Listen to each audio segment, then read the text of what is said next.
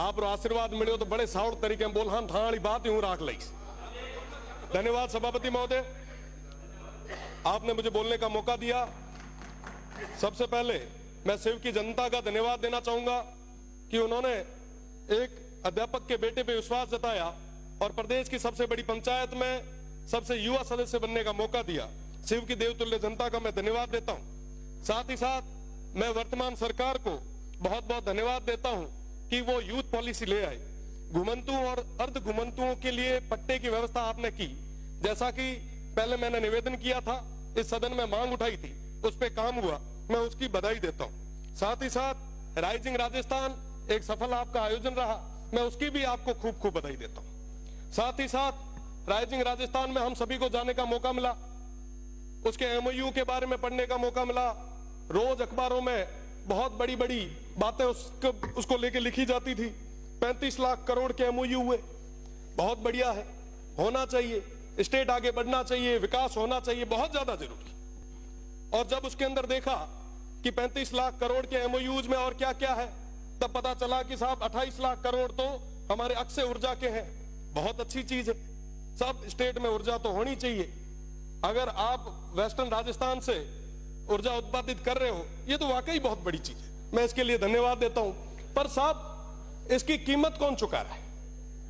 इसकी कीमत आज के समय में वो सीमांत के लोग चुका रहे हैं। उस अक्षय ऊर्जा के नाम पे आप जितनी भी बिजली जनरेट कर रहे हो, आप बताएं कि इस स्टेट को क्या मिल रहा है उसके बदले। पावर ग्रिड से हम आंध्रा को, तेलंगाना को, बाहर देश के अलग अलग राज्यों को बिजली दे रहे हैं। क्या हमारे किसानों को पूरी बिजली आज हम दे पा रहे हैं क्या? पेल घर मीना जिका चीज की जरूरत है वही तो पूर्ति आप कराओ। आज के समय में हमारे किसानों को कहीं बिजली नहीं मिल पा रही। जो जमीन थोड़ी बहुत बची थी ओरण और गोचर, उसको भी आपने पूरे तरीके से मल्टीनेशनल कंपनीज के चरणों में रख दिया।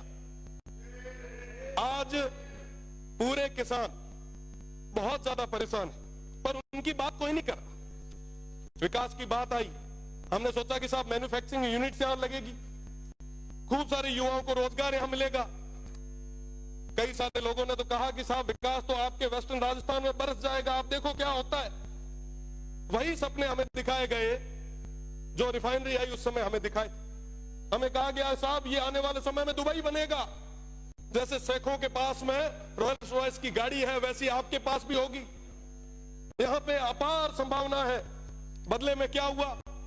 आज भी वो पश्चिमी राजस्थान, वो सीमांत के लोग वहीं खड़े। आज पुनः वैसे सपने उन भोले भाले लोगों को दिखाए जा रहे, उनको बताया जा रहा है कि साहब आपके यहां रेवेन्यू जनरेट होगा, विकास होगा। साहब सौर ऊर्जा का जो एक प्लांट लगता है ना, लगने के बाद में 2 गार्ड के अलावा तीसरा आदमी नहीं लगता हुआ। और रही बात दूसरी, पहले वो प्लेट साफ करने के लिए एक आधा कोई आदमी लगाया करते थे, आजकल तो उसका भी रोबोट आ गया। और वहां पे पूरे तरीके से वन्य संपदा थी, उसको पूरे तरीके से खत्म कर दिया गया। अभी महाराज जी कह रहे थे लंपी की बात, पिछले लंपी के दौर में हमने भी खूब सारा प्रयास किया।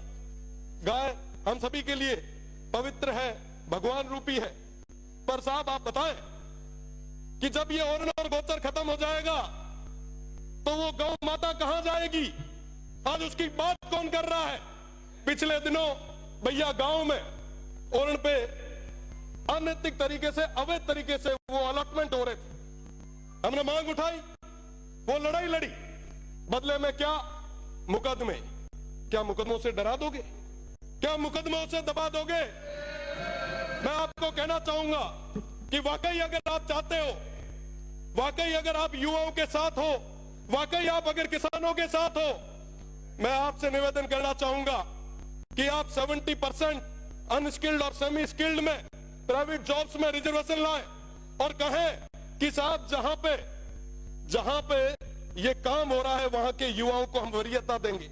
आप लाए? आप नहीं ला पाएंगे। मैं चैलेंज करता हूं, अगर आप ले आ पाए तो आप कहोगे वहां खड़े रहने के लिए हम लोग तैयार। साहब आज इस तरीके से आप ये जो काम कर रहे हैं वाकई बहुत दुखद है। लाखों की संख्या में खेजड़ियां कट रही है, वन्य संपदा खत्म हो रही है।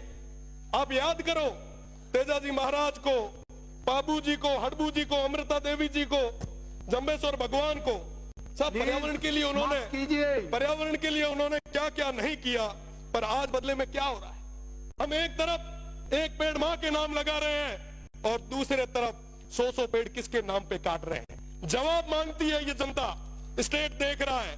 और मैं तो पश्चिमी राजस्थान के उन तमाम हमारे 47 माननीय सदस्यों से मैं कहना चाहूंगा, अगर समय रहते आपने उस क्षेत्र की आवाज को नहीं रखा तो वो जनता तैयार बैठी है। ये 1 साल निकल गया, 4 साल निकल जाएंगे, पता नहीं चलेगा।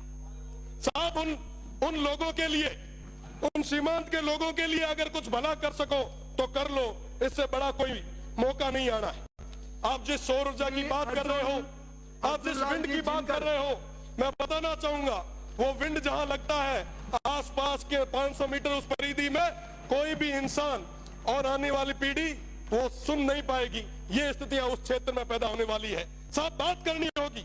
मैं तो निवेदन करूंगा सभापति जी से कि अब नहीं होगा। माननीय सभापति महोदय,